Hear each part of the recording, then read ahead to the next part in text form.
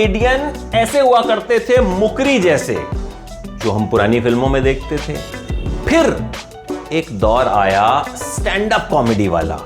आप जानते होंगे कपिल शर्मा को शोहरत उसी से मिली थी, राजू श्रीवास्तव को शोहरत उसी से मिली थी, सुनील पाल को शोहरत उसी से मिली थी। बहुत सारे स्टैंड अप कॉमेडियंस हमने देखे लाफ्टर चैलेंज में। फिर अंग्रेजी वाले स्टैंड अप कॉमेडियंस वाला दौर भी आया और वीरदास उसी दौर के कॉमेडियन हैं।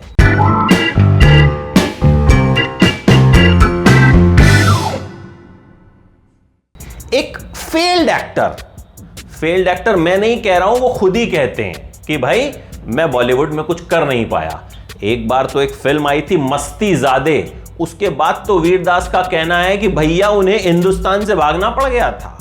मतलब इतना ज्यादा लोगों ने उन्हें ट्रोल कर दिया था। मतलब वैसे ही चले गए होंगे, लेकिन उन्होंने ये भी कॉमिक स्टाइल में कह दिया था कि भैया मतलब बॉलीवुड में मेरा इतना बुरा हाल हो गया। नमस्ते लंदन फिल्म आई थी अक्षय कुमार और कटरीना कैफ की, उसमें गेस्ट अपीयरेंस किया था वीरदास ने और वहां से अपने करियर की शुरुआत की थी। हालांकि इससे पहले स्टैंड अप कॉमेडी की शुरुआत कर चुके थे, लेकिन वो क्या होता है ना भैया कि जब आप कॉमेडी करते हैं तो बॉलीवुड का कीड़ा भी काट जाता है। आपको लगता है कि भैया यहां खड़े होकर हम कॉमेडी कर रहे हैं, लोग हंस रहे हैं, तो बड़े पर्दे पे जाएंगे तो भैया छा जाएंगे, लेकिन ऐसा हुआ नहीं।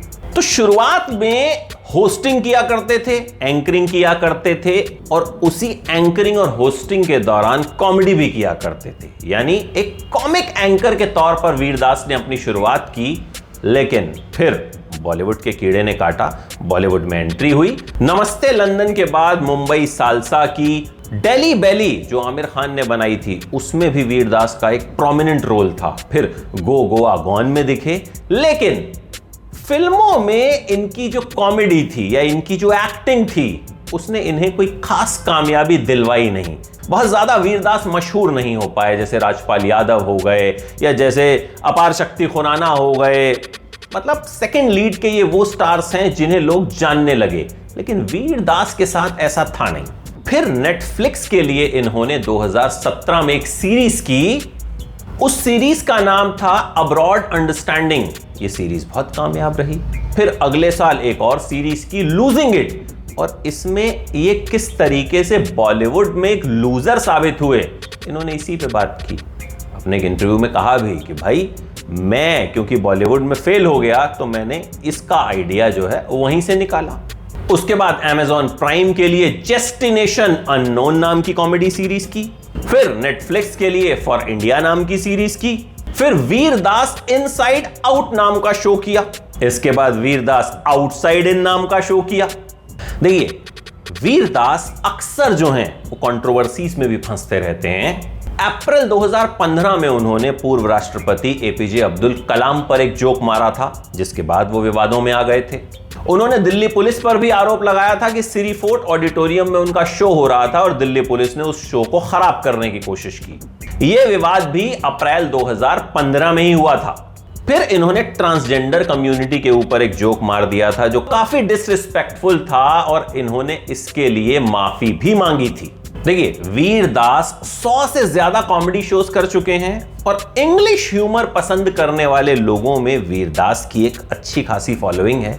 हालांकि हिंदी बेल्ट में, हिंदी फिल्मों में वो अपना वो मुकाम नहीं बना पाए जो उन्होंने इंग्लिश कॉमेडी वाला जो सेक्शन होता है वहां बना लिया। लेकिन वीरदास अपनी कॉमेडी की वजह से अक्सर विवादों में फंसते रहते हैं। कुछ ना कुछ अपने शोज में वो ऐसा बोल जाते हैं जिस पे बवाल हो जाता है और फिर वीरदास सुर्खियों में आ जाते हैं, ट्रोल हो जाते हैं और उन पर हंगामा खड़ा हो जाता है। आपको यह भी बता दूं कि देहरादून में पैदा हुए थे वीरदास और उसके बाद उनकी जो पढ़ाई लिखाई और उनका जो बचपन बीता वो बीता नाइजीरिया में। 2003 में ये इंडिया वापस आए थे और उसके बाद से ये इंडिया में ही अपना करियर सेटल करने की कोशिश में लगे हुए हैं और इस चक्कर में कई बार कुछ ना कुछ ऐसा कह जाते हैं जिससे इनकी लाइफ में चीजें अनसेटल हो जाती हैं।